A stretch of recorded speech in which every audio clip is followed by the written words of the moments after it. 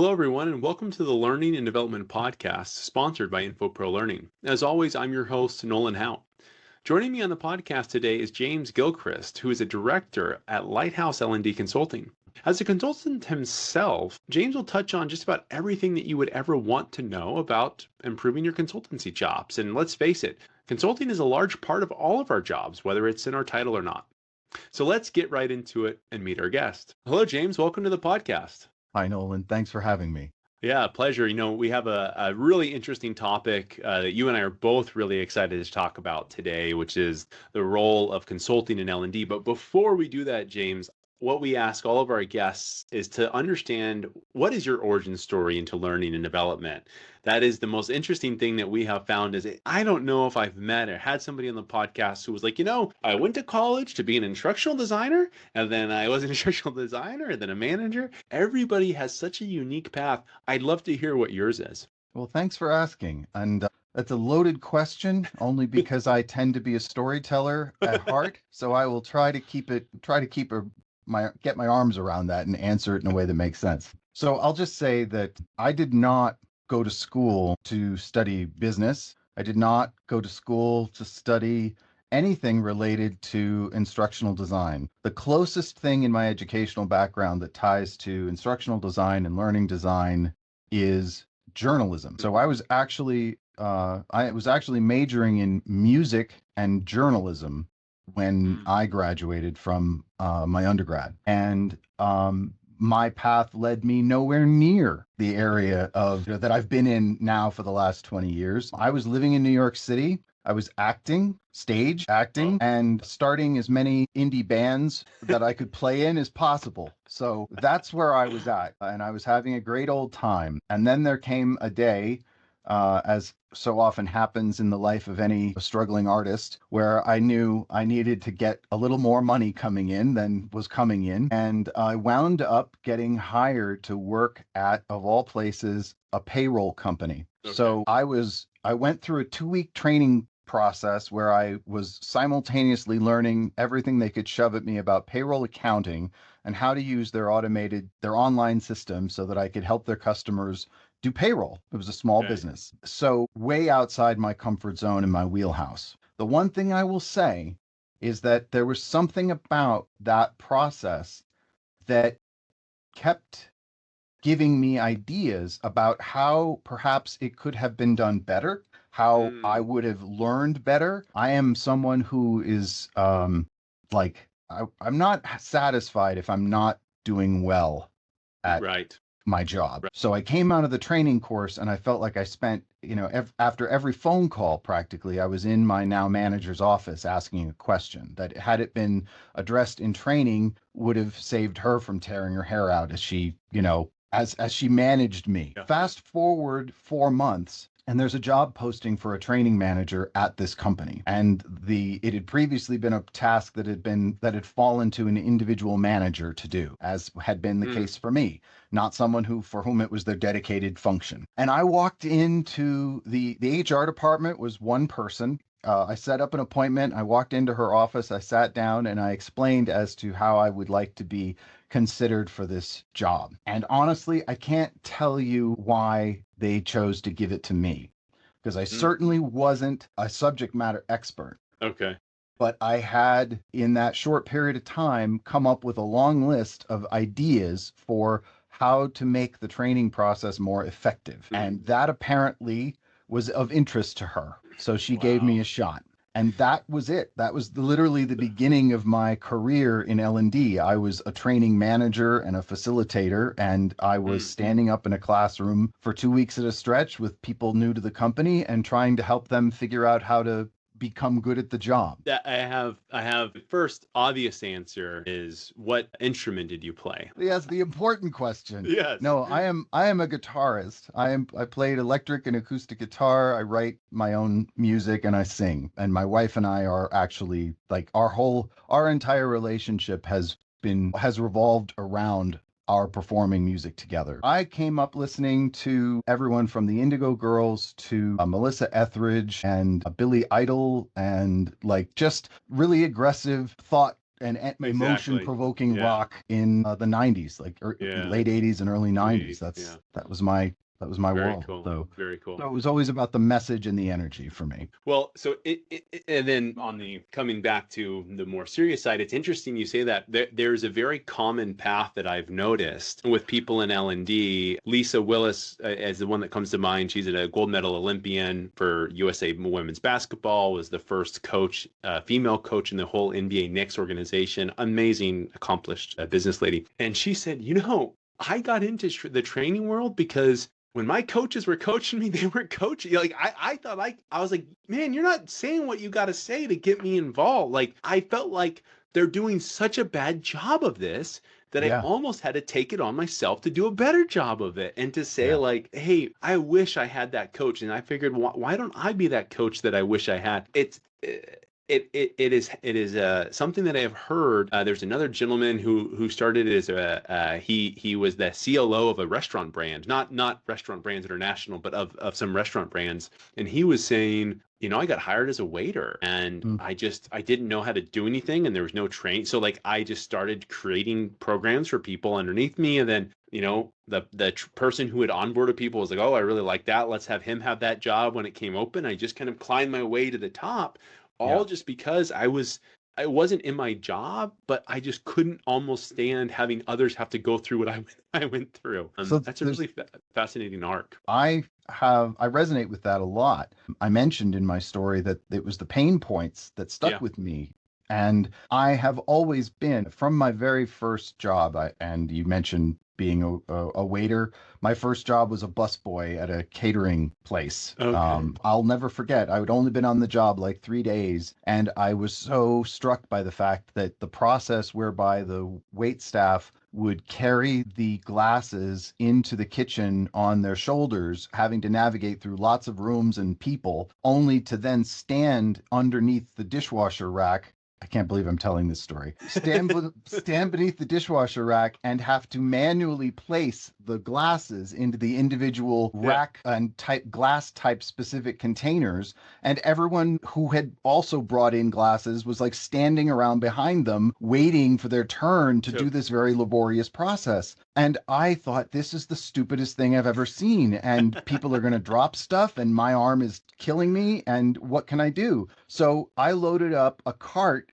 with 3 of each of the various types of wine glasses and shot glasses, etc. And I brought them into this hallway that was behind one of the banquet rooms that the waiters could go in and out of and unseen. And I set them all up on tables. And I said, hey, guys, you only have to bring your glasses Yeah. from the room to the hallway, load them into the glassware, and then someone else can just carry these back and put them straight in the dishwasher. And this was like I said, my very first job, 3 days on the job, and that's what I decided to do. And I was almost immediately fired. So I did the same thing. I was at this job for 2 months. The company went bankrupt, probably because of me. No, I came right out and I said, well, gosh, the way that you're doing this, and I told the CEO, I was up and coming because I was really good at my job, and so as some thing, they're like, oh, you get to talk to the CEO. I'm like, oh, wow, like exciting. And all I did was explain to this person how to run his business better.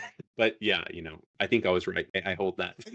But just speaking of that, so interesting segue, not how we planned it, but a good segue into our topic today, which is consulting and the role of consulting in L&D, which you almost can drop the L&D. I think consulting is fairly ubiquitous. And if you do it well, you can apply it to solve any number of problems, from dishware to anything else to training. Before we get into it, and again, we're going to talk about a couple different things within consulting and learning and development. I just want to start with how do we define consulting and learning development? What is it? What would you say it is? Well, I think it's important to start by asking yourself, as an L&D specialist, when you're trained to do that job and you have a modality that you're following, there are obviously a lot of aspects to the job that are border or bump right up against what I think of as consulting's primary function. I think so. Sometimes you might not even realize that you could be doing more from a consultative approach than you are, because it might feel like you're already doing it.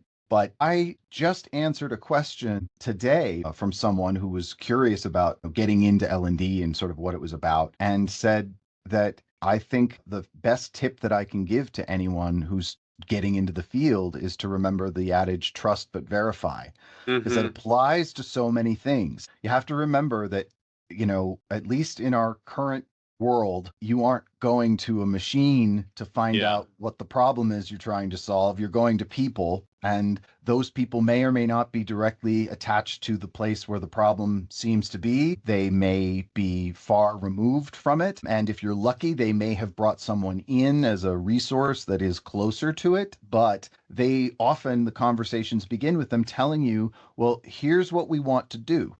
Mm-hmm. This is the solution that we're looking for. And so, of course, analysis, you have to take in that information, and then hopefully you walk them back a bit to find out how much of that information is relevant, accurate, specific to the problem, what the real problem is, etc. I think being consultative means that you take that part of the function and give it the most emphasis, meaning Mm-hmm. whatever comes next in the iterative design and ultimately the development and deployment of the solution, whatever it winds up looking like, its value is ultimately going to come from how much work happened and how many questions and how they got asked and who was thought to be included in that process from the get-go. And if you are, for example, if you are a small business owner and you recognize that you have a problem that you think maybe an L&D solution is a fit for, and you reach out to a consultant, I think you expect the consultant to help you get to the bottom of it. Like, what is Yep. really going on here? Yep. What are the pieces I'm missing? What am I too close to see? And as a consultant, you have practiced helping those that are close to a problem better understand the wider ramifications of what they're dealing with. Yeah, and I agree. I do think that is the role of consulting and the purpose behind it. The most important thing I think for a lot of people to understand is whether you have the word consulting in your title or not. I think where the world is headed, where the companies are headed, they will value that consulting skill more than ever because, as you said, you're still not going to a widget. You're still not going to a pulling up a dashboard that says press the red button instead of the green. Somebody still has to go in there and kind of analyze and talk to people and get to why are we pushing a button in the first place? And should we be Right. pushing a red button or designing a green button? Or what is the cost of the red button or the cost of the green buttons? Yeah. Consulting Yeah. is not meant just for the McKinseys of the world, right? You don't have to Right. make 500 an hour to be a consultant. And actually, I feel, the role of consulting in L&D it is actually the most critical role I feel in L&D. It's such a hard job and learning and development. I'm in marketing and I say, marketing's a pretty simple job, right? You figure out who's buying from whatever you got to buy, and you design an ad that fits for them. But you can design an ad that fits for that person. Mm-hmm. If I'm selling shaving cream, I'm going to target males, 18 to 25 if it's a low cost. And if it's a high cost, maybe I'll go a little bit higher. My ad's got to appeal roughly to that. And I get to choose which platform. If I show that ad during a baseball game, it's going to be these people. If I show it during Jeopardy, it's going to probably show a little bit of an older audience as an example. But I get to target it based off of who I'm wanting. And learning and development, if Right. somebody brings you into a project on sales, you need to have that consultative hat and be able to get the why behind the why for Yep. them. Yep. Same with leadership, same with sales or finance, Yep. operations. So you really are at the job of the L&D person. I think at the heart of them should be I am a consultative person first and foremost that happens to be using L&D as my way to solve these problems. Mm-hmm. Would you agree Mm-hmm. with that? Yeah, solving business issues with learning Yep. solutions has definitely been a mantra for me for many, many, many years because fundamentally what you are doing is solving a business problem, right? Right. That's in the end, it doesn't matter what the solution is or what form it takes or what tool got used to make it or even how it works. Really, the only thing in my mind that matters is the business problem that you were dealing with before you implemented this Mm-hmm. solution on Mm-hmm. its way to being taken care of? Has it been eliminated or is it, slowly working its way out of your system? Soft skills and working with SMEs, those are two topics that I feel like I've seen more traction from in recent years, recent months even, on platforms like LinkedIn, where L&D specialists are trying to connect to a wider audience. And I love that. In fact, if you go to my LinkedIn profile, the banner behind me reads "People first, tools second." It's like Yeah. my where I live, Right. my wheelhouse. And that's because in business, as we said, whether you're building widgets or something else, or making red buttons or something else, it's always about the people that are engaged in the development of whatever that company's product is or the services that they're offering. So I think I have learned the value of building those relationships, establishing genuine and authentic connections with the people for whom I'm working, and making it clear to them that I'm not approaching their problem from the point of an outsider that doesn't feel in any way connected to their problem. It's like, if you bring me in to help you, to consult on your problem, I am now part of your team. I am someone who is invested heavily in not just what you brought me in to do, but the workings and the ultimate success of your business. So Right. And I think, the you mentioned, solving the business problem. And then for those that have listened to my podcast, that's probably what I talk about more than anything, is kind of that reliance on solving that business need. And I think you might agree with me, James, that it really, you always have to have a foundational point in whatever tool you want to use to get there, right? I think it was did Honda do the 5 whys? You ask why 5 times, or was it Toyota? One of these companies, right? They said, somebody brings you to a problem, I want to create the sales training. You got to ask them why 5 times. The fifth one will tell you what the actual, and right, every time you ask, you actually are getting to the heart of the issue. right. But I think connecting it to business is so important, especially now, because everybody knows funding is tight, funding is on the block, and if you're not able to connect it to business, you're not helping yourself nor whoever you're partnered with on the other side to say, this has the ability to have an enormous impact if we do it right.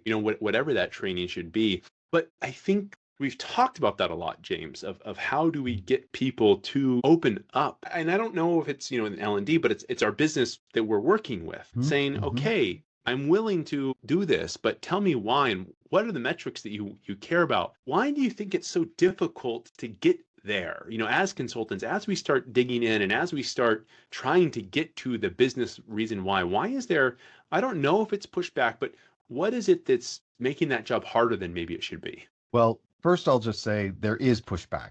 There is Yeah. resistance. It's the reason for the 5 whys. I feel fortunate that long before I'm a relatively new entrepreneur. I've only been sort of steering my own ship, as it were, for about 2.5 years. Though I've been working in the industry in a variety of roles for 20. I was fortunate enough that about 15 years or so ago, my then director of learning was a brilliant man who understood how important it was that if learning wanted to have a seat at the table, to use that expression, in the business, we had to be using the same language that the rest of the business was using in terms of success measurements. So we couldn't go in and expect them to appreciate what learning created. Solutions, no matter how neat they looked or what form they took or how easily accessible they could be, were to people in the company, didn't matter to them. What they were looking at was the bottom line. What they were looking at was cost savings. What they were looking at was increased efficiency. So we needed Hmm. to be able to demonstrate,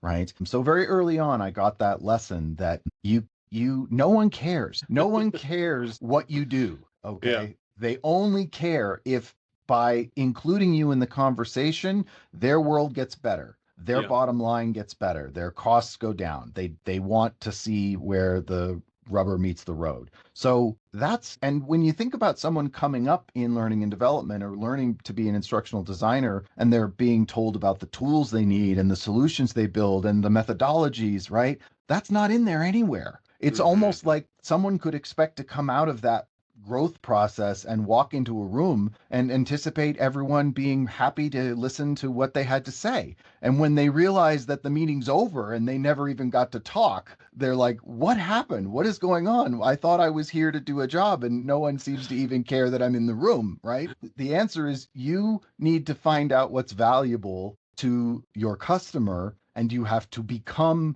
that however you can. So for me, it's I need to understand. The first thing that's happening while I'm listening to somebody's, the very first time they walk me through their situation, I'm not just listening to the details about the problem that they want me to hear. Mm-hmm. I'm listening to who told them what they're telling me and how long has this been going on and have any other solutions been tried, and those sorts of factors that help me start to build a picture about this person's role in the company, this person's relationship with the other business units. What is happening on the ground that has suddenly brought this to a head? Because you can be damn sure, pardon my French, that it's not because somebody who really cares about learning and development stood up and said, "This is what we need to do." Right? Yeah. That isn't what happens. No. So understanding the human, understanding, and whether it's sales training or creating a technical manual, your job as a consultant is to be really good at getting yourself into the head of and into the role of the person most directly impacted by the solution currently under contemplation. Like you need to be able to say to a CEO the first time you're having a conversation with him about his company that you wonder if the person on the factory floor has done X or Y for them in the past year. Like you have to Right. get that specific that fast. You have to be able to guess, figure out, and intuit what are the kinds of problems they're really dealing with and sound like you get it. Like, Yeah. Yeah. long before you do.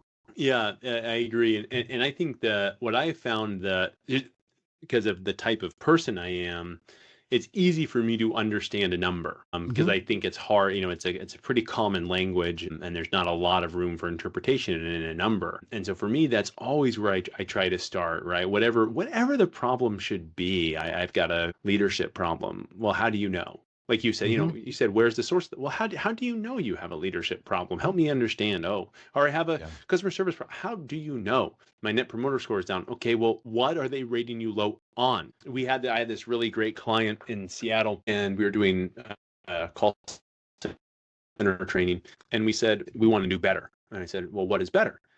I'm like, well, we just want better metrics. And I'm like, well, what metrics do you care about the most? Because if I were an internet service provider, the metric I probably care about the most from call centers is like, how quickly did I solve the problem? And did I solve it right the first time, right? First call resolution and Right. talk time.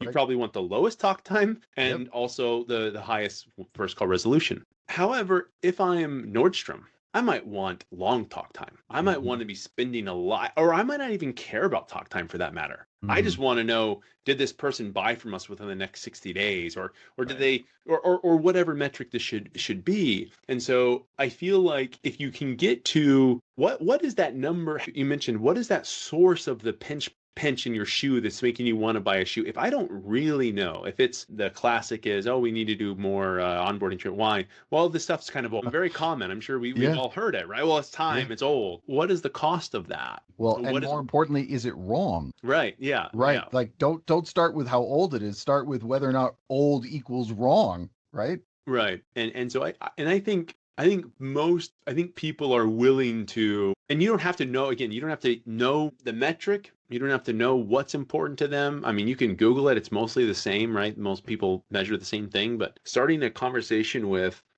how do you know you're one of my favorites is how do you know we've done a good job? Right. Right. What do What you will be expect the to see? what's the measure of success? Yeah. Yeah. Bring that up early in the process, and it helps sometimes frame for people a better sense of where we're going. And like because people they get their myopic. They Yeah. want to know what the solution is going to look like And faster I'm, than they even know what it should be, right? The yeah. different parameters sort of soak up all their attention.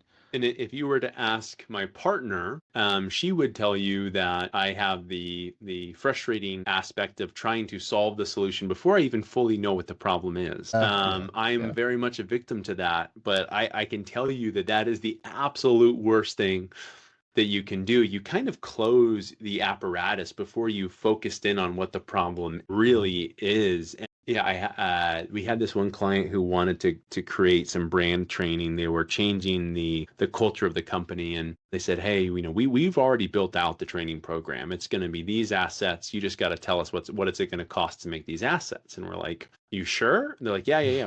Okay." So we give them the cost, and then like we get they come back and say no, and and everything. And then we're doing some reflection on like, well, why did they, they said it was so important. What is it? And we realized they had, but they had budgeted 8 hours of training just on brand per person every single year. And the Wow. company just balked and said, I can't spend a whole person day just on that. Like I Yeah. need more. And Yeah. so it really made me stop and realize, sometimes when I jump to the solution of, oh, what would be great is a 2-day e-learning, a 1-day ILT, whatever it is, I don't stop and just, as you said, understand this person's world and understand the scope and the scale of the problem I'm trying to solve. And if you jump right into solving that problem before, you're gonna give Right. somebody a giraffe when they wanted a zebra. And Right. so that is so important to, and I think so, like for me,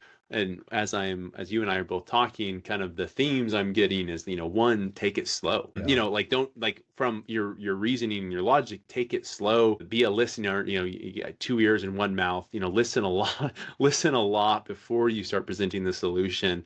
Yes. Frame your solution on something tangible. Understand, you really got to know the problem before. Yeah. I think that's probably the best summary, is before you create the solution, if you don't really understand the problem and you can't confidently speak to what is the problem, why are they solving this problem today, what happens if they don't solve the problem, if you can't answer those, it's hard for you to Yeah. create a solution. Now, James, although we do, and the best of us, I am not of those I want to call out, but the best of the consultants like you, and others, it's still sometimes fail. What do you do when you just have somebody that's kind of so stubborn and you can't seem to get through? You can't seem to get what you need of those people, because we know that I mean, we Yeah. surely know that happens. We have the best laid plans. We have all these cool tools and tricks up our sleeves. But what do you do when you just can't get to the bottom of it?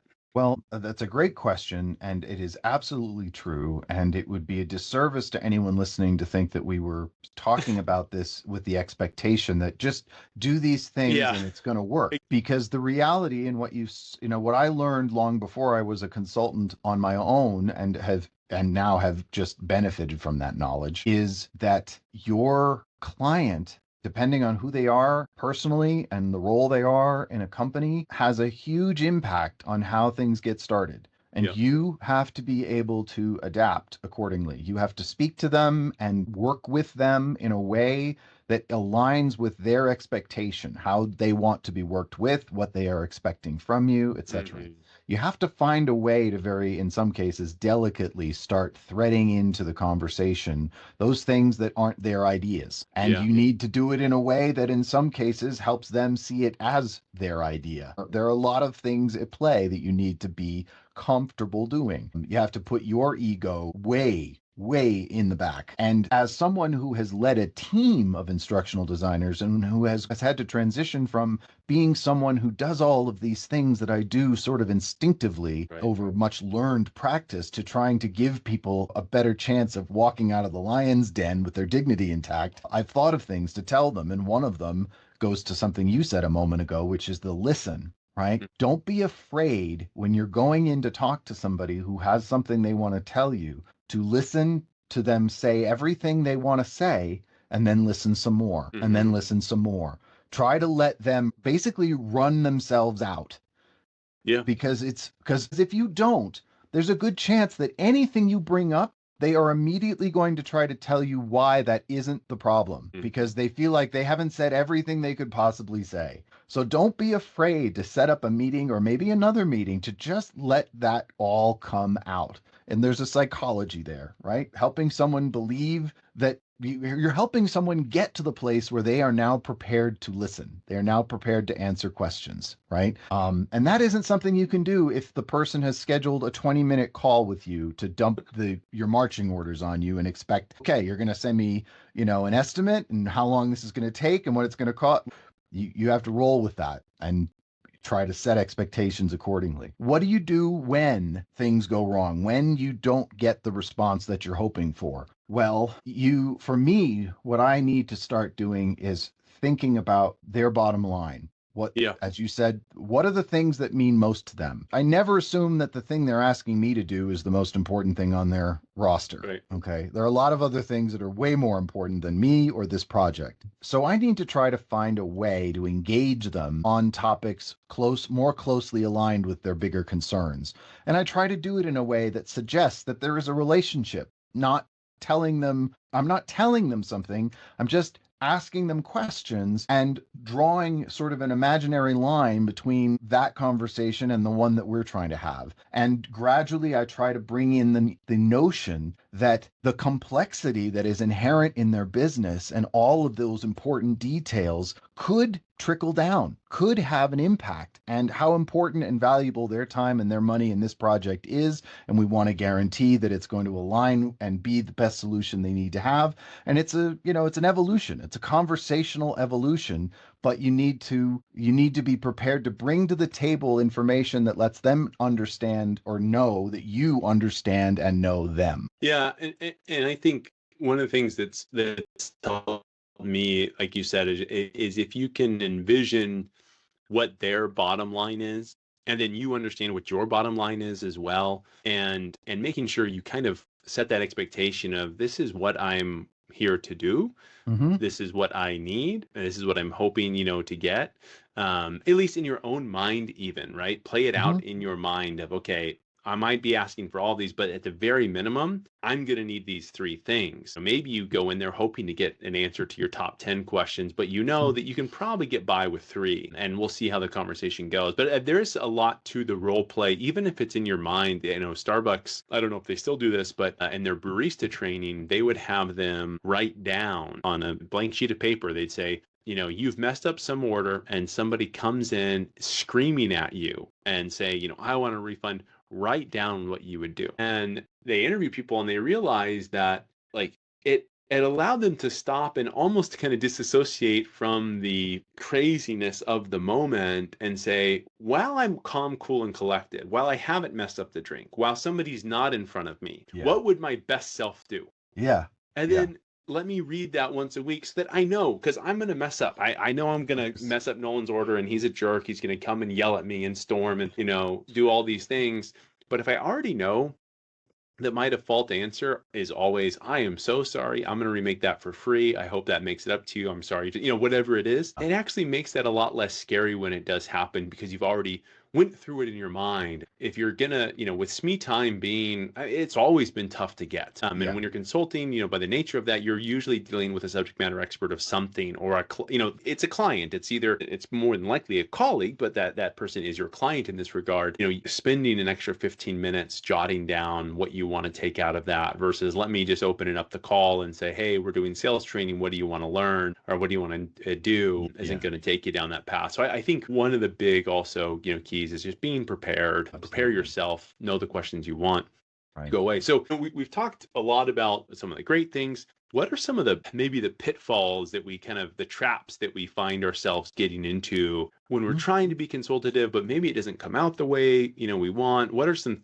common errors that we all make? I would like to say that the one preventable pitfall is totally on us as consultants or anyone working in L&D. And that is sort of akin to what we were saying a few minutes ago about that, all the wonderful methodology, our jargon, our tools, our tricks up our sleeve, right? It's very easy to become sort of enamored of those and be thinking of and leaning on those and leveraging those. Yeah. Well, another pitfall that can sneak up on us is, if you've just come off of a project where it was your miraculous pinpointing of what the actual problem was that wasn't revealed in QA or any kind of performance metrics or the assessment of the system, whatever, that led to this revelatory, groundbreaking, massive improvement, you can't walk into your next meeting and expect that you're going to do that again. You have to be, when you are listening, you have to be clocking what are the facts that are important to my understanding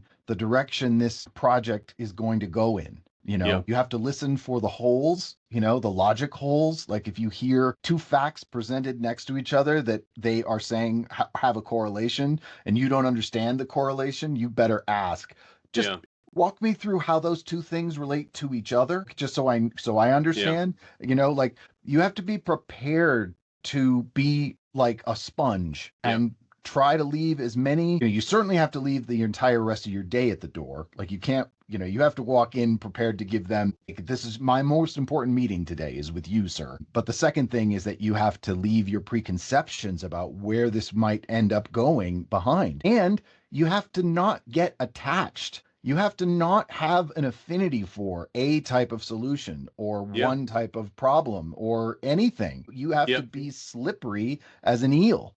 And that is a challenging thing to do when so many of us spend our time working in an environment where we have come to be associated with what we do. Yep. Like it's my job, like you said, I have a tendency to sort of lean in and try to solve problems right away before maybe I even know what the Yeah. scope of the problem is, right? It's a personality thing for me, right? Yep. Well, I'm similar in that I spent many years priding myself in this field. I thought, oh, I know why this is a perfect fit. I'm a problem solver, right? Mm-hmm. I took pride in my ability to solve problems. And then one day I realized I'm actually on my back foot in this particular circumstance because I'm so focused on finding the problem that Yeah. I'm missing the solutions. I'm Yeah. missing alternate routes. I'm missing completely different scenarios that could be put in place. Right? You know what I mean? It's like I've got a hammer and a nail. Like Exactly. that's a Yeah, danger. I see that time and time again, and it's tangential to the pitfall that I say is to most people, and I myself, and it's very similar. The second that you feel you know it all is the second that you find out you don't. And I tell everybody, the younger consultants especially, I said, listen, even if you do know it all, nobody likes to know that you know it all, and you do have to like be open to not know it all, and you have to be willing to bring in people around you that might know more than you do in those things. I think consulting, when you're in L&D, it can be a fairly lonely role, right? Because you have so many different clients that you're dealing with on every single day. You're dealing with the sales guy, the CFO, the CEO, whoever it is. Never be afraid to bring in a second voice, because end of the day, we talked about how do you kind of overcome the person who says, oh, I'm not giving it up to you. Sometimes they're just not willing to listen to you. Right. And right or wrong, it's the reality, and the reality is all that we care about. And especially for me, when I started off pretty young doing some consulting work, and I realized that if I didn't have somebody, like, I could do some of the question and analysis, but if I tried to solution something, nobody was going to take me seriously because I didn't have enough gray hairs to Yeah. to present something that made me look like I knew what I was talking about. Even though Or whatever you've I got presented was probably really similar, they wouldn't buy it. So I think you need to understand, like you mentioned, you have bias coming in. I yeah. think a pitfall to possibly is assume that the person that you're talking to doesn't have similar biases that they're going to bring Yeah. to the table. And if you know them, you are not superwoman, superman. You're not there to overcome their unconscious bias. You're there to get the job done. And if that means you got to bring in somebody that's your senior, just on the call, just to sit there and listen along, then that's what you got to do. Yeah. Yeah. So we've covered we've talked about, throughout this whole thing, kind of why that role of consultancy is important in L&D, being kind of the linchpin between so many different parts of the business. We've talked about some of the, maybe pitfalls that you and I have fall victim to. And maybe as we leave, James, we can talk for just really quickly, when you're doing consulting well, how does a company know that, or how do you know, how do you say, yeah, I did a great job there? How do we know we've done our job as a good consultant? Well, I'm going to tie together some positive metrics from the solution standpoint and also talk about the relationship metrics from a personal standpoint. So Yeah. by that, I'll say, obviously, if you have helped your client spend money and develop a solution that best meets their needs at that moment, and you have done your due diligence and assigned what the bar is that needs to have been moved to represent effective transfer, positive change, an actual outcome that is better than where you started, then obviously you can point to those factors as long as everyone still agrees at the end that that is in fact what you should have been measuring all along. That's great. Are they going to call you again? Is that success? If they have a successful outcome, there's a good chance that they'll call you again because they can trust the process. They trust you and they trust the process. But there are other factors that are important. And I found this whether I was working in a business with a lot of sub areas and different people. Like you mentioned earlier, it's lonely. You go from point A to point B. You meet with 7 people in a day, and you come back to your desk for the first time at 4:30, that kind of thing. Yeah.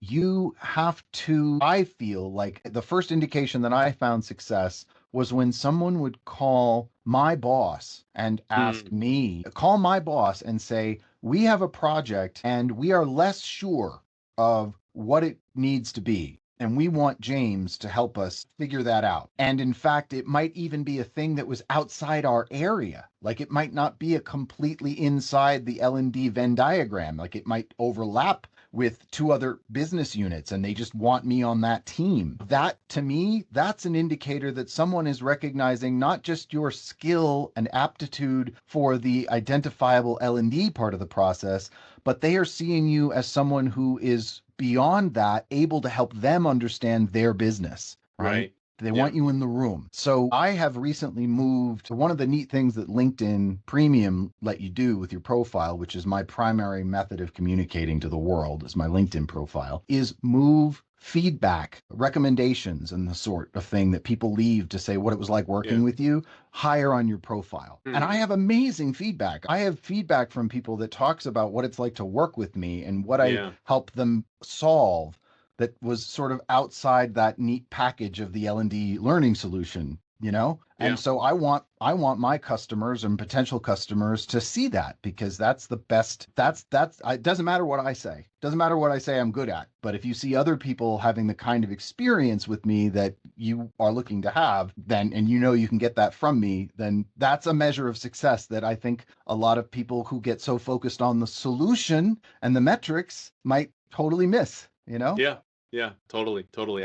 I'll answer very quickly because I know we're keeping you late, James. But my answer to that is how you're doing a good job. We measure internally at Infopro Learning how well we do by how many Brandon Hall awards we win, and we make it a point at the start of every project that we work with our clients. We say, listen, our goal is to win a Brandon Hall gold medal, and we're going to do the work. We're going to do the consulting work ahead of time, knowing that's what we want to win, and that's the bar for us. Because what we found is all the other measurement, everything you said is absolutely correct, and more business and all that stuff is really important to us. But we found that kind of serves everybody's needs for us. It actually creates a shared goal. So we know we've done a good job when this person's willing to first approve, okay, I've done it. But then when it gets recognized at the end of the day as, okay, the 2 of them, Infopro consulted and the client did their end, the 2 of them together were able to create a meaningful performance impact together. It's a really tangible, maybe it's superficial, maybe you call it silly, but what we have found is a great way to bring our client along this journey with us to say, we want to create a program that has tremendous ROI. Yep. Now there's an award system out there that measures how good you've done against your peers, and we want to be at the top.